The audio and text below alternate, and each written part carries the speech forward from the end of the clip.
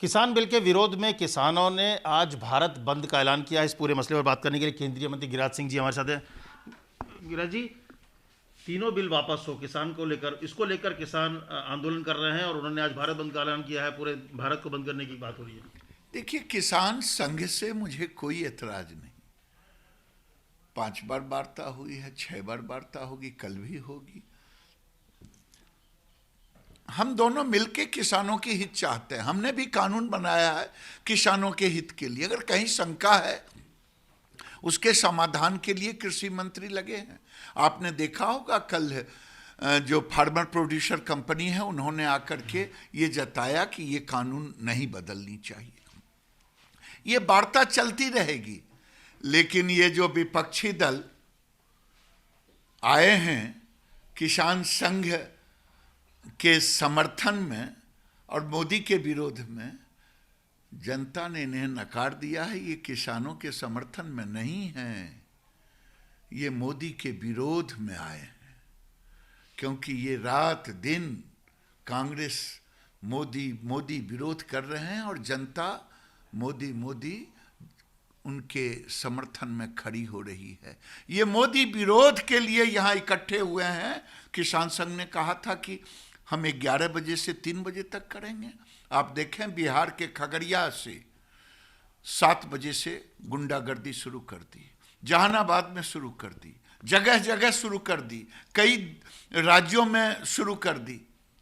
ये गुंडागर्दी पर उतर आए हैं, किसान संघ के कंधे पर बंदूक रख करके विरोध की राजनीति कर रहे हैं। तमाम राजनीतिक पार्टियों ने समर्थन कर दिया है इनको। एक तरह से कह दिया कि क्योंकि ये जो बिल है ये किसान विरोधी है, इसीलिए सारे सरकार जो विपक्षी पार्टियां हैं, चाहे सपा हो, बसपा हो, आरजेडी हो, सबने पूरा समर्थन किया हुआ है।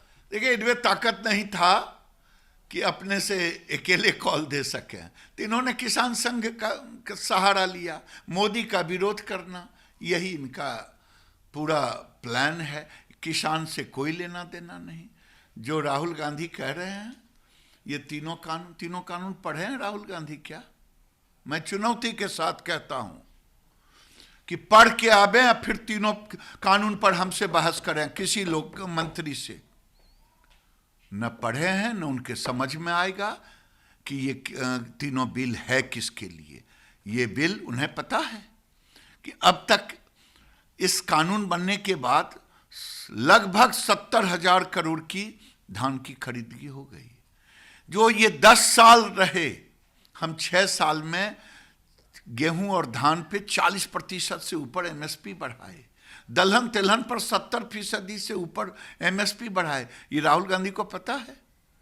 वो तो राहुल गांधी तो कह रहे हैं कि ये जो बिल है, तीनों बिल, ये अडानी अंबानी कानून है। उनको तो अदानी अंबानी के नाम के सिवा और कोई नाम ही नहीं याद है। उनको पता है कि फार्मर प्रोड्यूसर कंपनी कौन होता है, वही किसान का बेटा होता है। जब बेचारे को पता ही नहीं है, ये वही राहुल गांधी है ना जो फैक्ट्री में आलू पैदा कर रहे थे। तो ये तो लगता है कि ये गेहूं भी शायद अदानी कोई फैक्ट्री में पैदा करेगा। राहुल गांधी को समझ नहीं है न दशा और दिशा का। राहुल गांधी रटे रटाए चीज़ों को बोलते हैं, इसीलिए ये दुर्दशा है। जिस तरह से विदेशों में समर्थन मिल रहा है इस बिल को, इस जो विरोध, जो किसानों का जो विरोध है, उसको कनाडा से समर्थन मिल रहा है, ब्रिटेन से समर्थन मिल रहा है, वहाँ पर लोग बाहर निकल रहे हैं। मैं अब पूछना चाहता हूँ विपक्ष पार्टियों से, उनकी जुबान इस पर क्यों नहीं खुल रही है? हम लोगों ने भी आंदोलन देखा है।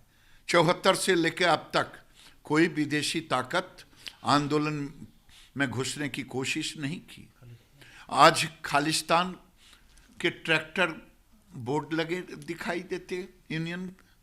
आज कनाडा के प्रधानमंत्री बोल रहे हैं इस आंदोलन के समर्थन में।